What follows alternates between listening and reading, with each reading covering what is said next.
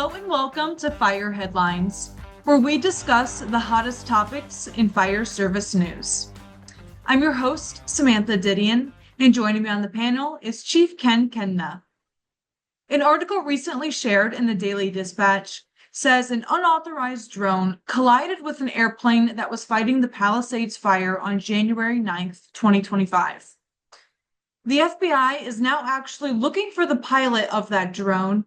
And Ken, this story just puts a magnifying glass on our topic today, which is the impact that unauthorized drones can have on firefighting efforts. So, from your experience, can you tell us some of those impacts? Well, we don't even need to talk about the Palisades fire. We could talk about almost any incident, wildfire incident that I have been on. The value of having aircraft on scene early to be able to assist you in mitigating the spread of that fire is critical. And anything that slows or hampers that, or even it makes it even slightly more risky, has an impact on the overall ability to fight the fire, mitigate the incident, and hopefully contain the fire. So the significance is huge. This is really not something to be taken lightly, not at all. Yeah, I think the article even said that since an unauthorized drone was flying in the area, all of their aircrafts had to land, which I know that's a common thing, right? Yeah, I mean, well, we know that there's obviously concerns. Anything hitting an aircraft when it is in flight puts that flight, that crew, everybody in danger, and even people on the ground potentially in danger, depending on what happens. So there is that. But yes, you have to fall back to the safest possible position if you know that there's unauthorized drones in the area. That poses a threat to aircraft and to the lives of firefighters and firefighters fighting fire from the air. And so you have to ground them until you can control them. And at a time when that aircraft is playing an integral role in putting out that fire and containing the spread of that fire, to have to ground all aircraft until you can be sure that you don't have a threat in the air, is, like I said, it's just not something to be taken lightly. I mean, we know that we have to be concerned about natural hazards like birds. You know, bird strikes are a real thing for aircraft, but to have people, intentionally putting people in harm's way simply for the sake of their own personal enjoyment, or for whatever reason, honestly, it's very disappointing. It's very unfortunate, very disappointing. Yeah, I would say it's very disappointing for sure. And you were talking about like the severity of doing something like this. The article even mentions that civilian drone operators flying in firefighting zones could face up to 1 year in prison and a $75,000 fine. So that also just kind of tacks on to what you were saying of like, this is a big no-no. It's nothing to be handled lightly with at all. And I'm thinking some people might not know that that is a thing. They might just be curious and be like, "Oh, I'll go see what's happening on their, I'll use my drone to see what's up, what the firefighters are doing." So, and that's just a lack of the public knowing not to do this. So, what can be done to address that issue? First thing that I would say is anybody in possession of a drone that owns a drone, if you bought it, read the manual. Because there is no way a commercially available drone of any kind doesn't come with a manual of some sort that talks about the kinds of hazards, and this is one of them. So that is first and foremost. Read the manual. Be aware of that. We talk a lot on this podcast, I think, because you and I are very like-minded when it comes to think of others. Can we just, make good, responsible decisions and think of others? And I think that, we'd like to think that's common sense. Unfortunately, it's not.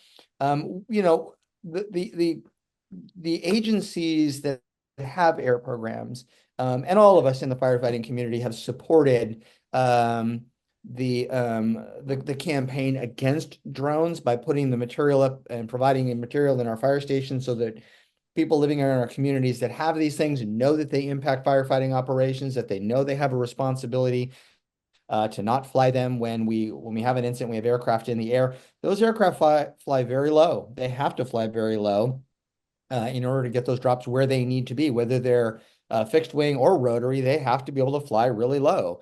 And drones are capable of, quite a bit these days. So I would think be responsible, be an adult. Many of the drones come with a requirement for certification to be licensed to be able to actually fly the drone. So my hope is that people aren't purchasing these things and flying them without licenses. Um, Anything that we put into the air comes with very strict licensing, very strict rules for obvious reasons. I mean, controlling the airspace, especially above a fire, is critical. We were talking earlier about some of these aircrafts needing to having to land because an unauthorized drone was in the area. Let's just talk a little bit more about the impact that that can have on overall firefighting efforts. I think the specific aircraft that was mentioned in this article was the Super Scooper. So I'm assuming this is one of those airplanes that, scoop up the water from the pool or something like that and then drop it on the fire, right? Yep. What is the impact of having one of those aircrafts now out of commission on fighting a fire as destructive as the Palisades fire has been? Aircraft are a very specialized resource, for sure. Very specialized resource. And the work they do is very technical and very specialized. And it takes a lot of years and a lot of experience to be able to do it safely and do it effectively and to coordinate the aircraft. I mean, I think that taking one piece of equipment off the scene, whether it's an engine, a crew, aircraft, truck, whatever it happens to be, has an impact to the incident because the person making the plan for that particular portion of the incident was expecting to have that resource available. The super scoopers are unique. I'm just going to call it like it is. They couldn't be cooler. I mean, right? I mean, honestly, they couldn't be cooler. It's What does so it hard. look like? Oh, if you haven't, I'm going to encourage you and everybody who's listening, if you haven't seen the super scoopers, hop on social media, look up super scoopers. There'll be a video of them. These are big giant planes with the wing over the top of the fuselage.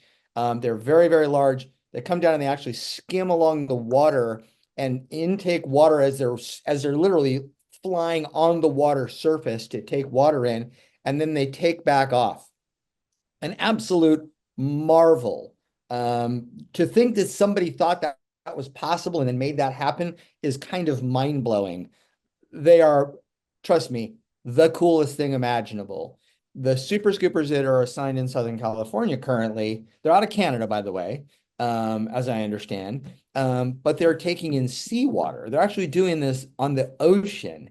Now, if doing this on a lake, which is relatively calm, I guess, I'm not a pilot, but the relatively calm, to me, that seems pretty awesome.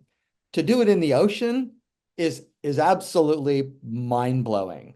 So getting back to your question, now that I've nerded out on what I think is a really cool thing, I don't know how many super scoopers they have. I keep seeing 2 in rotation. At least that's what I'm seeing on video. There may be more, but it's a significant piece of aircraft. One, it's taking in seawater, so it doesn't have to go back to an airport, get retarded. The turnaround time is much quicker. So that resource is right there, right by the fire, taking water from a local source, putting it on the fire, quick turnaround. Pulling that out of your plan is a significant hit because one, you can't simply replace that kind of volume of water with another aircraft, and only super scoopers are designed to be able to take water like they do from a water source like that. Helicopters can they can dip, but a very different operation. So I would say, to answer your question, it is a significant hit anytime a piece of equipment like that is removed from your arsenal, especially one as critical as that.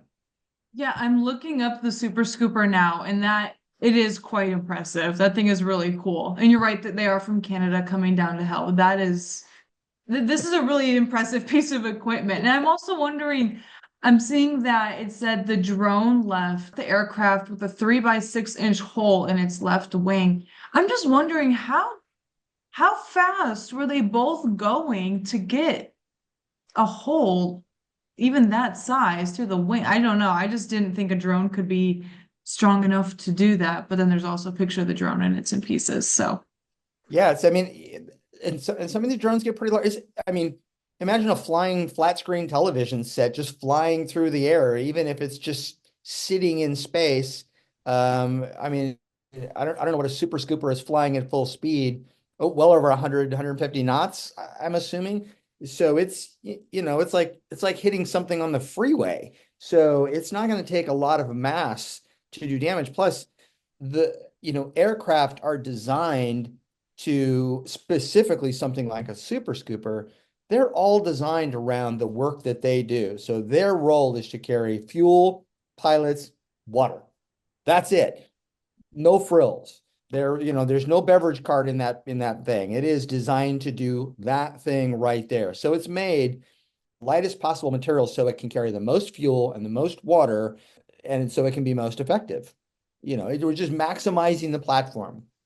So even on the leading edge of the wing, which is arguably probably, I think, one of the stronger portions of the wing because it is the leading edge, it's made of aircraft aluminum, and it's going to be subject to significant damage if it hits something, certainly something solid like a drone. It's a miracle nobody was killed. Honestly, it's a miracle nobody was killed. The kind of risk that everybody fighting those fires is taking, regardless of whether or not you're on the ground or in the air, the kind of risk that people are taking to get people out of harm's way and protect the community, is really, it's amazing. It is awesome and something really to be very, very proud of. The people flying those aircraft, though, that's a thing. That's a real talent. I had my wife's cousin did it for many years, and he's probably one of the best, without question, probably one of the best pilots I ever met. I think he's fantastic. And we've talked about these kinds of missions and the kind of work they do and the kind of planes they fly, and it's like they know they know what they're doing. I mean, they're really out there on the edge. It's pretty impressive. It is really impressive. And the more that I learn about this and, the design of them and everything, I'm like, yeah, no wonder the penalty is what it is. And like you said, it's a wonder that nobody got hurt. What do you think about the penalties for an unauthorized drone flying in a fire operating area or firefighting operating area, I should say? Remind me again what it was, Samantha. What was the penalty? I think we said 1 year in jail, and how much was the fine? 1 year in prison and a $75,000 fine. Probably get me in trouble editorializing about what I think the penalty ought to be, but it ain't enough. It ain't enough. It ain't enough. A year in jail, you're knowingly putting lives at risk. Absolutely putting lives at risk, without question. For whatever reason, you are putting lives at risk unnecessarily. So I think a year in jail, I don't think it's enough. $75,000, $75,000 doesn't even cover the cost of that airplane for an hour.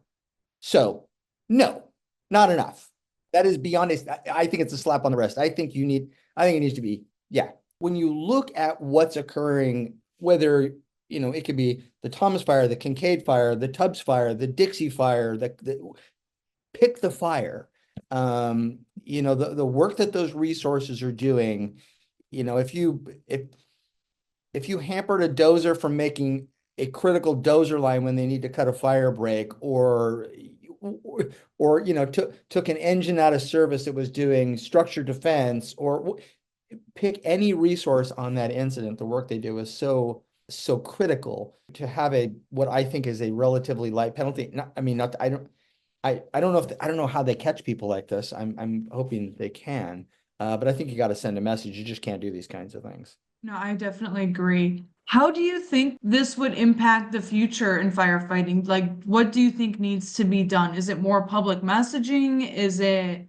Yeah, just what are some of your thoughts? Well, I think public messaging for sure, because I think we always want compliance. Voluntary compliance is what we're looking for. We want people to understand the work that we do is very dangerous. The resources that we deploy are critical. And we are seeking voluntary compliance to make it as safe as we possibly can. Just showing up on scene, you're facing myriad dangers. So we need to try and make the scene as safe as we possibly can. The introduction of drones into that environment adds an element of danger that is unnecessary. And I would hope that people understand that. So I think the best way to do that is really educating people so that they understand It may be interesting. You may get great footage. You may post it, and all your friends are going to like it. It may go viral. Great.